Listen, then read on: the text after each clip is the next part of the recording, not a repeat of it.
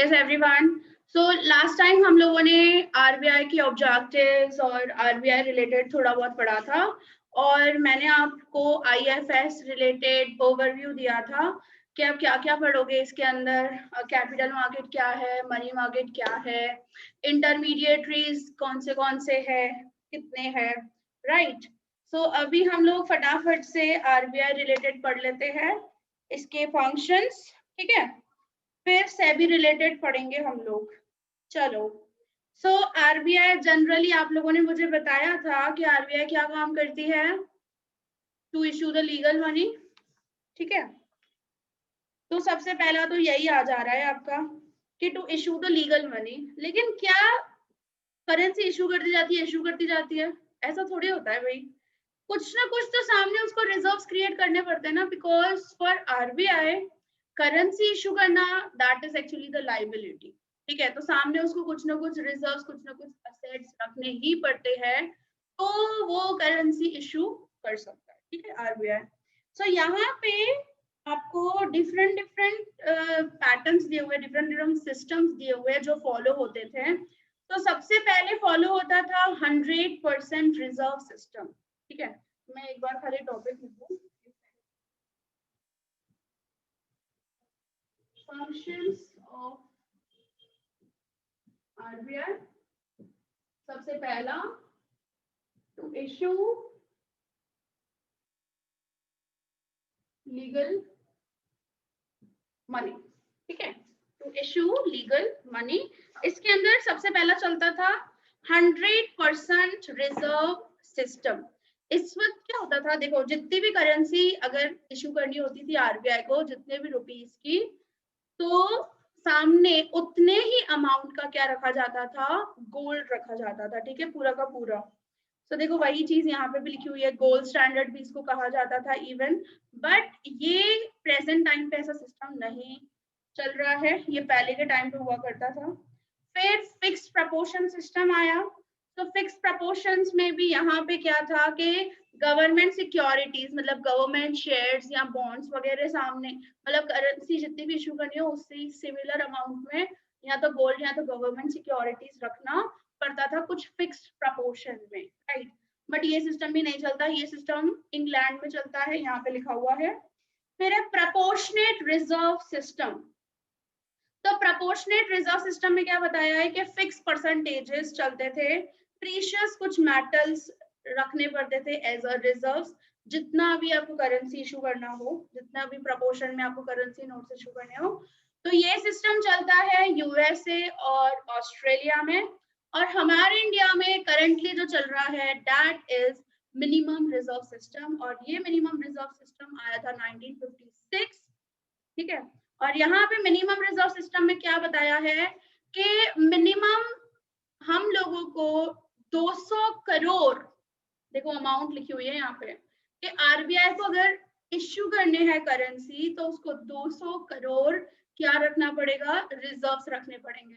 अब जो रिजर्व्स रखने पड़ेंगे उसमें 115 करोड़ का उसको कम से कम क्या रखना पड़ेगा, गोल्ड रखना पड़ेगा। और जो रिमेनिंग अमाउंट है वो क्या रखना पड़ेगा, वो as a foreign exchange reserves रखने पड़ेंगे, ठीक है। तो ये वाला सिस्टम हमारे इंडिया में चलता है अभी रिसेंटली। एंड यू नो के आरबीआई जो इशू करती है currency from 2 rupees to 2000 rupees, right. आपके बुक में 1000 दिया है, लेकिन यू नो अबाउट दैट। तो 2 रुपए से लेके 2000 तक जो भी करेंसी है वो आरबीआई इशू करता है, राइट। उसका प्रिंटिंग एंड ऑल जितना भी सारा काम है बैंक तक पहुंचाना करना, वो पूरा का पूरा आरबीआई के थ्रू रहता है। तो बात आती है कि 1 रुपी कौन इशू करता है, 1 रुपी की रिस्पॉन्सिबिलिटी किसको दी हुई है, can anyone know about that? 1 रुपी जो कॉइन्स होते हैं 1 रुपी के, वो रिस्पॉन्सिबिलिटी किसको दी हुई है, एनीवन? आप लोग ये सब पढ़ते हुए आए हो, आई थिंक सो नहीं, पढ़ के ही आए हो, इतना कॉन्फिडेंट है मुझे, क्योंकि ये सब चीजें आपके 12th स्टैंडर्ड वगैरह में आ चुका है। Central bank, central bank RBI है ना अपनी, उसी को तो बोलते हैं हम लोग आरबीआई। देखो आरबीआई जो एस्टैब्लिश हुई थी ना, वो जैसे दूसरी बैंक्स कैसे एसबीआई है, बीओबी है, वैसे एस्टैब्लिश हुई थी, राइट। लेकिन उसको एज अ सेंट्रल बैंक बनाया गया आरबीआई को, राइट। सो इस वजह से हम लोग, हमारी जो कंट्री की सेंट्रल बैंक है ना, उसको हम लोग रिजर्व बैंक ऑफ इंडिया कहते हैं। वो करेंसी इशू करता है 2 से 2000 तक। 1 रुपी किसको दिया हुआ है? आपके हाथ में फोन है ना, अपने finance ministry. Finance ministry, yes. 1 रुपी जो दिया हुआ है वो फाइनेंस मिनिस्ट्री को दिया हुआ है, यस ऑफ कोर्स, ट्रू। ठीक है, तो ये आपके अलग अलग सिस्टम्स थे। फिर आपका आ जाता है second function, that is the function of clearing house. क्या है? Function of clearing house. अब क्लियरिंग हाउस रिलेटेड क्या बताया है कि जितने भी बैंक्स के अकाउंट्स होते हैं, बैंक्स की स्टेटमेंट्स, आपको बताया कि even banks also prepares the accounts, right. So उसकी फाइनेंशियल स्टेटमेंट्स एंड ऑल, वो सब कुछ को जो ओवरव्यू करना है, उनको परखना है, उनको देखना है, वो किसका काम हो जाता है? आरबीआई का ही काम आता है। तो वही चीज यहाँ पे लिखी हुई है कि बैंकिंग ट्रांजैक्शंस जितने भी है और जितना भी इनका अकाउंट रहता है, वो सारी चीजें आरबीआई के साथ किस तरीके से मेंटेन हो रही है, क्योंकि every bank has to open its account with the RBI also. तो वो सब कुछ भी चेक करना, सब चीजें देखना करना, उसी को हम लोग यहाँ पे क्या बोलते हैं? That is a function of clearing house. ठीक है मैम, स्क्रीन बिल्कुल भी ब्लैक दिख रही है। क्या बोल रहे हो? कुछ दिख ही नहीं रहा है मैम, कुछ दिख ही नहीं रहा है। नहीं दिख रहा? एक सेकंड रुक जाओ। No ma'am. मैंने स्पॉटलाइट किया हुआ है, मैं दिख रही हूँ? नहीं दिख रही मैम, कुछ भी नहीं दिख रहा है, पूरा ब्लैक दिख रहा है मेरे वहाँ पे तो। और किसी और के यहाँ पे ऐसा कुछ है? विजिबल हो आप? No, हमारे में तो ठीक विजिबल है। आप पूरा क्लियर है। यस मैम, क्लियर है। भी नेट इश्यू होगा। हाँ नेट इशू होगा मे बी। प्रियांशी एक बार है ना, यस मैम। फिर से रिजॉइनिंग हो जाए मेरा, क्योंकि स्पॉटलाइटेड तो किया हुआ है, हर किसी को मैं ही दिखूंगी, मेरे अलावा कोई नहीं दिखेगा। ठीक है मैम, मैं एक बार लीव होके मैं वापस आती हूँ। हाँ फिर से लीव हो जाओ, फिर से ज्वाइन हो जाओ। हाँ सर, ओके मैम। थोड़ा नेट इशू प्रॉब्लम रहता है ये फोन्स वगैरह में यार, अभी आजकल तो डेटा आपको पता है कितनी सस्ती हुई है, दिन की 10 रुपए। बहुत कितना कितना सस्ता बताओ, 10 रुपए बहुत हो गया दिन का। लोगों आइडिया नहीं है मैम, हम तो वाईफाई यूज करते हैं। हाँ अपने लोग तो वाईफाई यूज करते हैं। मैम मेरे वहाँ भी वाईफाई पे पता नहीं क्या हो। नहीं बट ऑन एन एवरेज आपको जनरली तो पता ही है ना कि यार कितने रुपीस का अभी 3 मंथ्स का आप रिचार्ज करवाते हो, या तो वो 599 का है, तो ये तो आपको 590 या जनरली आइडिया होता 599 ही का है ना। है। तो प्रियांशी अभी विजिबल हूँ? Yes ma'am. ठीक है, तुम सब गर्ल्स हो नहीं, बॉयज कोई नहीं है इसके अंदर। चलो ठीक है। सो क्लियरिंग हाउस हो गया। हाँ फिर आ जाता है bankers of all the banks. Yes of course, bankers of all banks. देखो अभी सिंपल सी बात है, कोई भी बैंक को कुछ भी प्रॉब्लम हुआ, या तो उसके पास कुछ पैसा नहीं है, या फिर लिक्विडेट हो गई है बैंक वगैरह, तो किससे पैसा मांगेगी वो? बताओ। आरबीआई। आरबीआई। तो banker of all the banks, यहाँ पे स्टेटमेंट वही बता रहे हैं, क्योंकि बैंक्स को कंट्रोल करना, देन उनके सारी चीजों को, उनके फंक्शनिंग को कंट्रोल करना, देन उनके लिए क्रेडिट पॉलिसी वगैरह बनाना करना, कि लोन ज्यादा से ज्यादा देती नहीं जाए भाई, बैंक्स कंट्रोल रखे उसके ऊपर, क्योंकि बैंक्स के बाद जो पैसा आता है वो एज अ पब्लिक का पैसा होता है, जो सेविंग्स वगैरह आती है, और उसी में से वो लोन्स देना करना वो सब करती है, मनी सप्लाई का काम करती है। तो तो उस सब चीजों को भी ऊपर कंट्रोल करना, और बैंक को कोई भी कुछ भी प्रॉब्लम हो या कुछ भी फाइनेंशियली इशू होता है तो भी आरबीआई ही आती है। So banker of all the banks, क्योंकि बैंक्स का प्रमोशन करना, बैंक्स को रेगुलेट करना, बैंक्स की सारी एक्टिविटीज को देखना, सारा का सारा काम क्या होता है, एक कंट्री की सेंट्रल बैंक का काम होता है। और हमारी सेंट्रल बैंक का नाम क्या है, आरबीआई। सो यहाँ पे देखो इवन सीआरआर बताया गया है, that is the cash reserve ratio. क्योंकि देखो इसमें क्या होता है बैंक्स में जनरली कि जितना भी डिपॉजिट आता है ना, तो डिपॉजिट दो तरीकों से आता है, सेविंग अकाउंट्स, करंट अकाउंट्स का तो जैसे हम लोग उसमें से लोन्स वगैरह नहीं क्रिएट करते, क्योंकि यू नो करंट अकाउंट में कितने भी ट्रांजेक्शन हम लोग कर सकते हैं। तो फिक्स डिपॉजिट्स और करंट अकाउंट्स वगैरह से हम लोगों को जो डिपॉजिट्स आते हैं उसमें से कुछ परसेंटेज जो आरबीआई डिसाइड करती है, जैसे 5%, 3% वगैरह, 4%, उसका जो डिपॉजिट्स का जो अमाउंट रहता है ना, वो हम लोगों को आरबीआई के पास एज अ रिजर्व रखवाना पड़ता है, राइट। तो ये सब क्यों करती है, ताकि कभी भी कुछ लिक्विडेट हो जाए या क्या, तो हम लोग वहां से वो रिजर्व्स को यूज कर सके। इसके अलावा इवन स्टैट्यूटरी लिक्विडिटी रेशियो आपने सुना होगा, दैट इज एसएलआर उसको बोला जाता है। तो ऐसा नहीं होता है कि सीआरआर, जैसे मैंने आपको बताया कैश रिजर्व रेशियो, एक चीज जो आरबीआई के पास रखना पड़ता है। जैसे मैं एक चीज दिखा देती हूँ, ये डिपॉजिट्स है फॉर एग्जांपल, और इसके ना दो पार्ट्स होते हैं, एक सीआरआर रखा जाता है, एक एसएलआर रखा जाता है। बाकी का जो रिमेनिंग अमाउंट होता है ना, वो हम लोग मार्केट में एज अ लोन्स या फिर इन्वेस्टमेंट्स और ये सब चीजें करते हैं। तो ये जो रेट्स है ना, वो डिसाइड कौन करता है, आरबीआई ही डिसाइड करता है।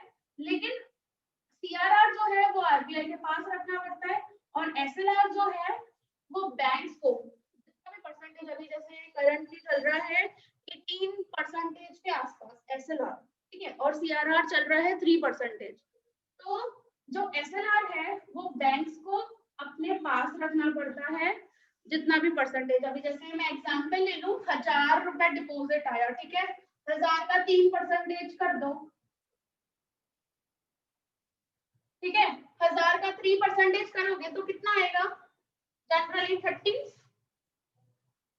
ठीक है, और एसएलआर चल रहा है ऐसा समझ लो 20%, ठीक है, एसएलआर ऐसा रेट चल रहा है 20%, तो इसका 20% तो हो गया हमारा 200, ठीक है। तो 30 आरबीआई के पास रखवाएगी 30 रुपीज, और जो एसएलआर है वो बैंक अपने पास 200 रुपए खुद अपने पास रखेगी, और बाकी का जो अभी इसका रिमेनिंग अमाउंट होगा है ना, वो रिमेनिंग अमाउंट को वो मार्केट में क्या करेगी, लोन्स देंगी, फिर और इन्वेस्टमेंट शेयर्स वगैरह में करेगी, ऐसा सब करती है, ठीक है, क्योंकि पूरा का पूरा डिपॉजिट्स वो मार्केट में नहीं चलाती है। तो ये जो रेट्स है, मतलब ये रेशियोज जो है सीआरआर, एसएलआर, ये सब जो रेट्स हैं वो भी आरबीआई ही फिक्सिंग करता है। आपको आपने सुना होगा मॉनेटरी पॉलिसी, जिसको हम लोग क्रेडिट पॉलिसी भी बोलते हैं। और अगर आपको मॉनेटरी पॉलिसी के बारे में डिटेल जानना है, so I have a series on YouTube, मेरे पास पूरी सीरीज है, पूरी प्लेलिस्ट बनी हुई है उसकी, आप सीआरआर और एसएलआर को डिटेल एकदम जा सकते हो अगर आप इंटरेस्टेड हो, अगर आपको नॉलेज चाहिए हो तो। क्योंकि अगर कोई बैंकिंग में इंटरेस्टेड हो तो उनको तो समझना पड़ेगा भाई ये सब चीजें बहुत डिटेल में, ठीक है। और हाँ, बट मैं समझा ही दूंगी वैसे भी, क्योंकि सीआरआर एसएलआर तो मैंने बताया ही आपको, और सीआरआर किस काम में आता है, क्या होता है उसका इफेक्ट वगैरह, वो आपको है ना यूनिट 3 के अंदर कमर्शियल बैंक्स चैप्टर करके है, उसके अंदर तो बताया ही है, फिर तो मैं बता ही दूंगी शॉर्ट में, डोंट वरी। हाँ, अगर डिटेलिंग करना हो ना तो मेरे पास प्लेलिस्ट है, अगर कोई इंटरेस्टेड हो बताना। देखो फिर क्या है, बैंकर ऑफ द गवर्नमेंट। तो banker of the government fourth function आ जाता है।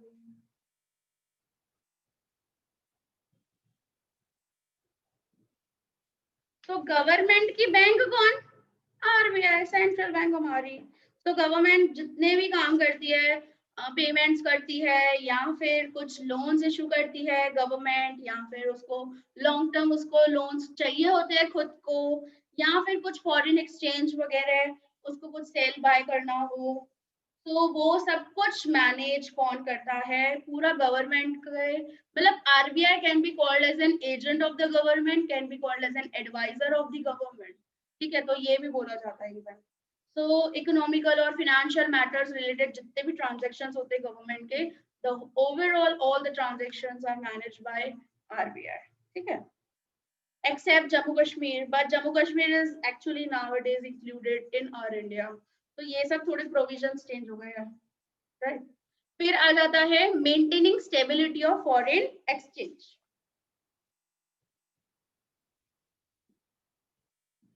स्टेबिलिटी ऑफ फॉरेन एक्सचेंज, देखो वैसे तो क्या है, एलपीजी के बाद लिबरलाइजेशन, प्राइवेटाइजेशन, ग्लोबलाइजेशन के बाद जो फॉरेन एक्सचेंज रेट डिसाइड किया जाता है वो as per the demand and supply decide किया जाता है, राइट।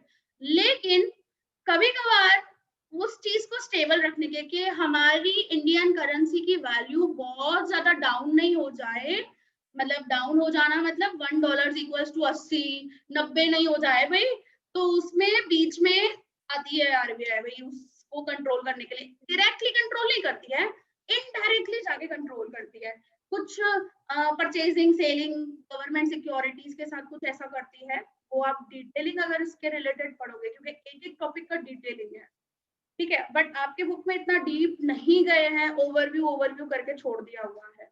तो मैं जस्ट बताना चाहती हूँ आपको कि गवर्नमेंट आरबीआई क्या करती है, परचेजिंग और सेलिंग ऑफ गवर्नमेंट सिक्योरिटीज के साथ मिलकर फॉरेन एक्सचेंज को क्या करती है, स्टेबल करती है कि हाँ भाई इतना फॉरेन एक्सचेंज, क्योंकि अगर बहुत ज्यादा अगर हमारी कंट्री डिमांड करने लगेगी ना डॉलर्स का, तो हमारी इंडियन करेंसी की वैल्यू क्या हो जाएगी, डाउन हो जाएगी, ठीक है।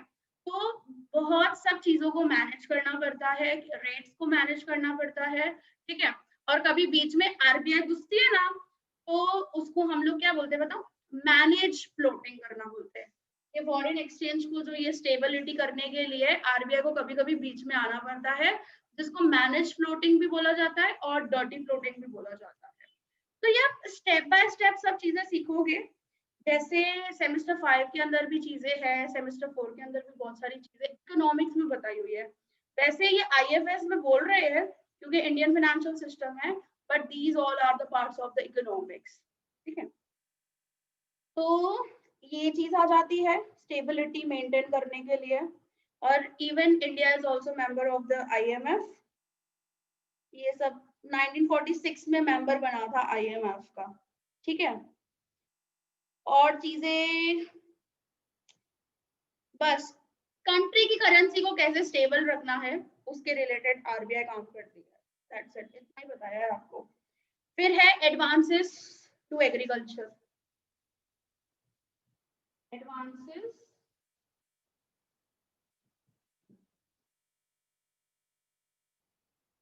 तो एग्रीकल्चर सेक्टर के लिए नाबार्ड एस्टैब्लिश की गई हुई है 1982 में, रीजनल रूरल बैंक्स एस्टैब्लिश की गई है।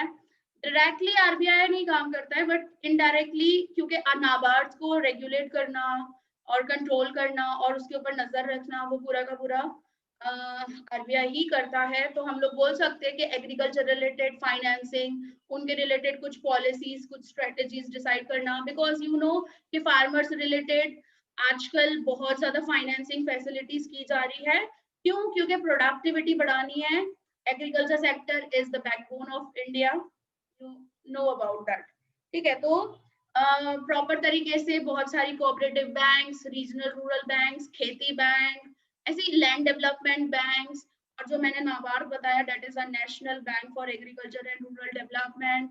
तो ये सब बैंक्स एस्टैब्लिश की गई है ताकि फार्मर्स को ना ही खाली लोन मिल सके सस्ते रेट पे, उसके साथ साथ इवन ट्रेनिंग्स के लिए भी वो काम कर रहे हैं, रिसर्चेस पे भी काम कर रहे हैं, काफी फार्मर्स रिलेटेड उनको प्रॉपर तरीके से एजुकेट कर रहे हैं, अवेयर कर रहे हैं। तो ये सब काम भी चल रहा है साइड साइड में, ठीक है।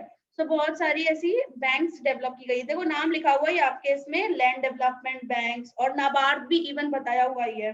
नाबार्ड का ईयर गलत दिया हुआ है, नाबार्ड एस्टैब्लिश हुई थी 82 में, देखो पहले 84 बताया है फिर 82 बताया है, हाँ 82 इज द करेक्ट, हाँ 82 में एस्टैब्लिश हुई थी नाबार्ड।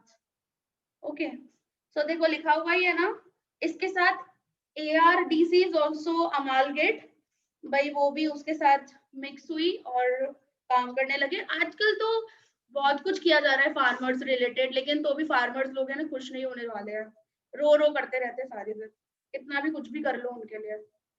बारिश पड़ती नहीं है या बारिश ज्यादा पड़ जाती है, आ जाते हैं भाई हमारे साथ ऐसा हुआ, हमारा खेती यूं हो गया। अरे तुम प्रोडक्टिविटी के ऊपर ध्यान दो ना, कुछ करो, कुछ सोचो। इतना सब कुछ सरकार तुमको दे रही है, सब्सिडाइज रेट्स पे देती है इलेक्ट्रिसिटी तुमको, पेस्टिसाइड्स दे रही है, केमिकल फर्टिलाइजर्स रिलेटेड हेल्प करती है, तुमको इतना सब कुछ तो कर रही है सरकार, उसके बावजूद भी रो रो करते रहते हैं। फिर बताया इंडस्ट्रियल एडवांसेस, ऑफ कोर्स खाली एग्रीकल्चर को क्यों देगी पैसा, भाई लोन्स वगैरह, इंडस्ट्रीज तो पहले आएगी।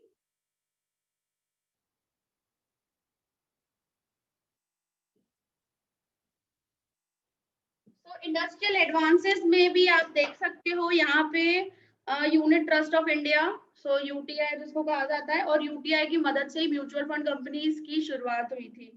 फिर आईडीबीआई है, industrial development bank of India है, इंडस्ट्रियल फाइनेंशियल कॉर्पोरेशन है, आईसीआईसीआई है, that is a full form industrial credit and investment corporation. तो ये सब बैंक्स डेवलप की गई है ताकि इंडस्ट्रीज को पैसा मिल सके। इवन मैं आपको बताऊं NBFC non banking finance companies भी काम कर रही है इंडस्ट्रियल एडवांसेस पे, वो भी असेट कुछ चाहिए या कुछ खरीदना है, कुछ बड़ा प्लांट या मशीनरीज वगैरह, उसके रिलेटेड कुछ भी लोन्स वगैरह चाहिए तो भी प्रोवाइड करते ही है वो, या लैंड वगैरह चाहिए कुछ उसके रिलेटेड भी प्रोवाइड किया जाता है लोन्स वगैरह। प्लस या शॉर्ट टर्म के लिए उनको चाहिए, मतलब वर्किंग कैपिटल के लिए चाहिए, और या तो मीडियम टर्म के लिए फाइनेंस उनको चाहिए, तो बहुत सी ऐसी बैंक्स बैठी है लोन्स वगैरह देने के लिए। अगर लोन्स वगैरह नहीं देती है तो दूसरे तरफ से शेयर मार्केट में तो इन्वेस्ट करती है, जिसकी वजह से कंपनीज को पैसा मिल जाता है, जो भी पब्लिक कंपनीज है। ठीक है, तो ऐसे तो ज्यादा ही है।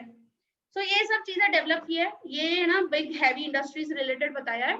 स्मॉल स्केल इंडस्ट्रीज को भी एडवांसेस दिए जाते हैं, जैसे SIDBI small scale development bank of India, वो एस्टैब्लिश की गई है स्मॉल स्केल के लिए पर्टिकुलरली। हाँ ये देखो नाम आ गया, अभी नीचे ही बताया है, हाँ ये रहा इसमें बताया ये एडवांसेस टू स्मॉल इंडस्ट्रीज। ठीक है, तो इंडस्ट्रीज प्लस में यहाँ पे स्मॉल इंडस्ट्रीज भी नीचे दे दिया,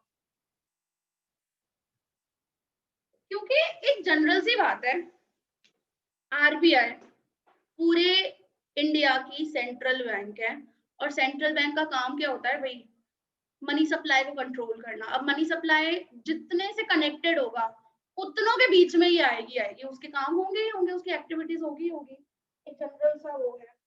फिर to accelerate the money market, मैंने आपको बताया था कैपिटल मार्केट को कंट्रोल जो करता है वो सेबी करता है, एंड मनी मार्केट को जो शॉर्ट टर्म सिक्योरिटीज वहां पे ट्रांजेक्शन होता है उनका, तो वो जो कंट्रोल करता है वो आरबीआई करता है। तो वही नेक्स्ट पॉइंट लिखिए, to accelerate the money market.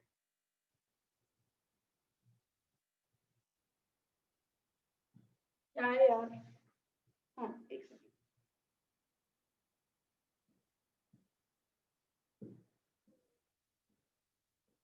तो एक्सेलरेट करना मतलब चलाना करना मनी मार्केट को, फिर उसमें परचेजिंग हो, सेलिंग हो, उसके रिलेटेड सारी चीजें। फिर इसमें बताया है भले बिल बाजार प्लान और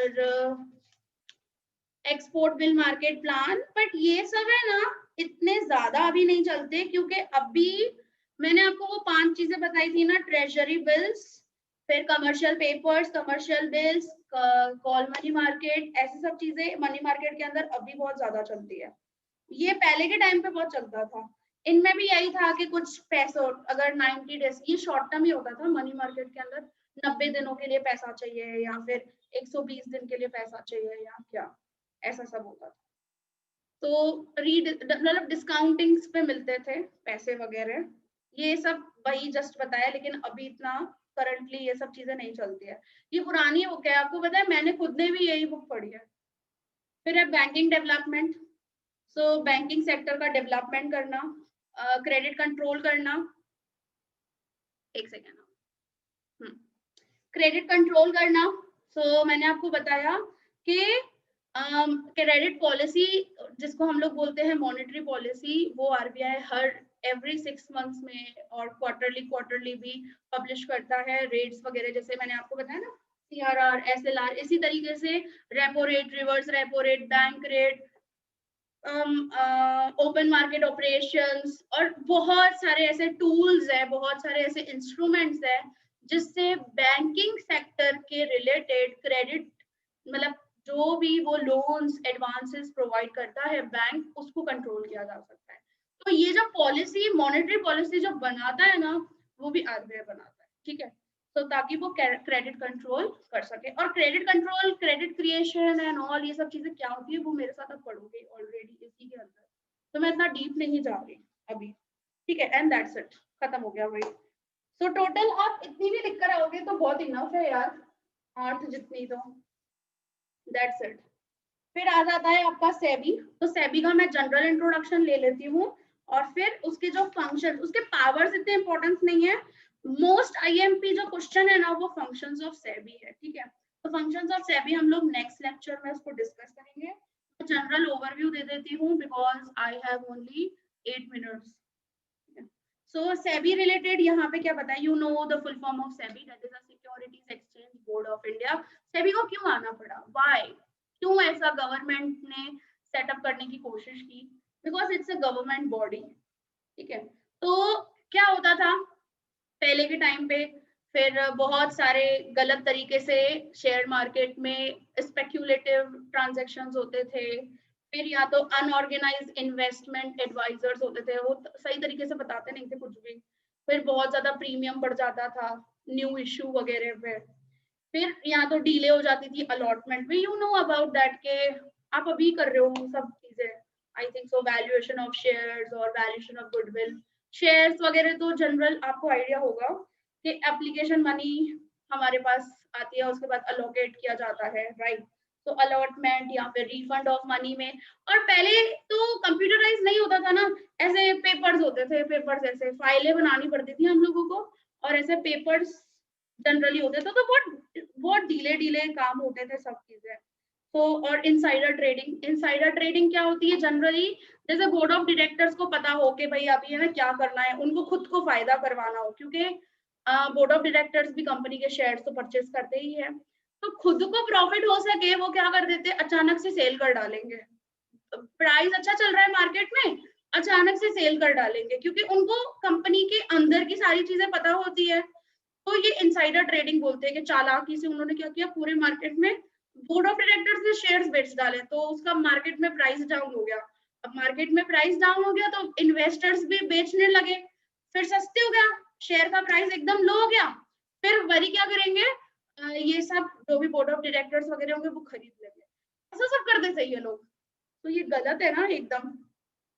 फिर delay in listing of securities with the stock exchanges and all, तो ये बहुत सारी प्रॉब्लम्स हुआ करती थी, इसी वजह से 1992 में सेबी का एनफोर्समेंट किया गया, ठीक है, पूरे कैपिटल मार्केट को कंट्रोल करना, रेगुलेट करना। तो ये इसके जो फंक्शंस है ना, जैसे हमने आरबीआई के फंक्शंस पढ़े, वैसे ही सेबी के फंक्शंस भी उतने ही ज्यादा इंपॉर्टेंट है, तो वो हम लोग पढ़ेंगे हाँ नेक्स्ट लेक्चर में। सो जनवरी 1992 में सेटअप किया गया, सेबी एक्ट निकाला गया, जिसके अंदर गाइडलाइंस, सारे गाइडलाइंस दिए गए, पब्लिक इशू करना है, कैसे इशू करना है, उसके गाइडलाइंस मानने पड़ेंगे, ब्रोकर्स को रजिस्टर्ड होना है, अंडरराइटर्स को रजिस्टर्ड होना है, कंपनीज को लिस्टिंग करवाने अपना स्टॉक, अपना शेयर वगैरह, वो सेबी को गाइडलाइंस को मानकर चलेंगे, मतलब everything is should be done according to the SEBI act, ठीक है। हर जैसे कंपनीज एक्ट को मानकर चलते हैं ना कंपनी सारी, उसी तरीके से अभी सेबी गाइडलाइंस को भी मान के चलना पड़ेगा कि बोनस शेयर्स, राइट शेयर्स, जितना भी अगर इशू करना है कुछ भी मार्केट के अंदर, तो सब चीजों को ये सेबी के गाइडलाइंस को फॉलो करके चलना है। विदाउट सेबी गाइडलाइंस आप कुछ भी नहीं कर सकते अभी कंपनीज के अंदर, शेयर रिलेटेड तो कुछ भी नहीं। तो यहाँ पे है 8 मेंबर्स सेबी में, एक चेयरमैन, एक रिप्रेजेंटेटिव फ्रॉम आरबीआई, मतलब एक मेंबर जो रिप्रेजेंट करता है आरबीआई से, और 2 मेंबर सेंट्रल गवर्नमेंट के जो मिनिस्ट्री ऑफ फाइनेंस में डीलिंग करते हो, 5 मेंबर्स पब्लिक रिप्रेजेंटेटिव्स जो सेंट्रल गवर्नमेंट के, और उसमें से कम 3 मेंबर्स जो फुल टाइम काम वाले हो, होल टाइम मेंबर्स हो, ठीक है। और फिर general superintendent direction and management of the affairs of the board shall be best in the board of members. तो सेबी के भी बोर्ड ऑफ डायरेक्टर्स और ये सब कुछ है। हाँ, तो पूरा जो भी एक्सरसाइज करना है, जितने भी सब चीजें हैं, तो सेबी के अंदर जो भी एक्सरसाइजिंग करना है, कैसे मैनेज करना है, सब चीजें प्रॉपर तरीके से हो रही है नहीं हो रही है, वो पूरा का पूरा बोर्ड देखता है, ठीक है। तो यहाँ पे वो बताया है। फिर ऑब्जेक्टिव्स मैं बताऊं आपको, 3 सबसे इंपॉर्टेंट ऑब्जेक्टिव है सेबी के। Protect the investors, regulate the market and the expansion of the market. मतलब कौन सा market? Capital market. Capital market को एक्सपांशन करना है, रेगुलेट करना है और इन्वेस्टर्स को प्रोटेक्ट करना है। ये 3 बेसिक ऑब्जेक्टिव्स है सेबी के, ठीक है। तो यहाँ पे भी वही बताया, promote the development of securities market, protect the interest of investors, regulate the securities market, ensure the growth of the market and take necessary corrective steps। फिर बताया है to regulate the securities market by such measures as it thinks fit। तो जो उनको लगता है जिस तरीके से उस वक्त, फिर वैसे भी वो कुछ ना कुछ ऐसे मेजर स्टेप्स उठा देते हैं, ठीक है। तो सेबी के जनरल मैं 3 बता रही हूँ कि 3 ऑब्जेक्टिव दिमाग के अंदर फिक्स रखना, ठीक है। बाकी पावर्स उसके इतने इंपॉर्टेंट नहीं है। Functions of SEBI actually divides into 2 parts। 2 parts में ही है, regulatory functions and development oriented functions। नाम से पता चल रहा है, रेगुलेट फंक्शंस मतलब सिंपल सा लॉजिक है, सारा रेगुलेटेड, कोई भी हो, शेयर मार्केट में जितनी भी चीजें होंगी ना, सबको रेगुलेट करना, शेयर लिस्टिंग करवाना, ब्रोकर्स, फिर अंडरराइटर्स को रेगुलेट करना, कंपनीज को रेगुलेट करना, उनकी रिपोर्ट्स को चेक करना, क्योंकि फाइनल रिपोर्ट जो एनुअल रिपोर्ट्स आती है ना कंपनीज की, जो बनाती है वो हर साल, फाइनेंशियल स्टेटमेंट्स एंड ऑल, उसको देखना करना। Every company has to submit its annual report to SEBI also. ये सब चीजें रेगुलेट करना, प्लस खुद को रेगुलेट करना, सेल्फ रेगुलेशन भी आएगा इसके अंदर। और development related it's so simple के प्रमोट करना सिक्योरिटीज मार्केट को और एक्सपांशन करना, लोगों में भी शेयर मार्केट रिलेटेड चीजों को अवेयरनेस देना करना, इन्वेस्टर्स का इंटरेस्ट प्रोटेक्ट करना, ये सब डेवलपमेंट सारी चीजें आ जाती है। सो डिटेलिंग थोड़ा कर लेंगे हम लोग इसके रिलेटेड, और फिर मैं स्टार्ट कर दूंगी सीधा नेक्स्ट यूनिट, ओके। और कुछ ज्यादा इतना इंपॉर्टेंट नहीं है इसके अंदर, इरडा इंपॉर्टेंट नहीं है, RBI and SEBI is actually important. चलो अभी तो खुशी मनाओ भाई, एग्जाम्स तुम्हारे लेट हो गए, पोस्टपोन हो गए भाई, है ना, टेंशन फ्री हो गए थोड़े बहुत बट पढ़ाई पे कंसंट्रेट कर लो, अच्छे स्कोर कर लोगे ना। जनवरी में तो आई थिंक सो होंगे शायद, पता नहीं है, कुछ भी अनसर्टेनिटी वाली चीजें लगती है अभी तो, पता नहीं अचानक से कुछ भी कर देती है सरकार चलो ठीक है, सो दैट्स इट। मिलते हैं नेक्स्ट लेक्चर मंडे इकोनॉमिक्स में, ठीक है, रिकार्डो वाली थ्योरी पढ़ेंगे। चलो बाय बाय। किसी को कोई भी डाउट तो आप प्लीज डाउट लेके बैठना, या तो फिर मुझे आप पर्सनल मैसेज भी कर सकते हो, या कॉल भी कर सकते हो, आपके पास नंबर है मेरा, ठीक है। चलो bye bye, thank you, have a nice day everyone.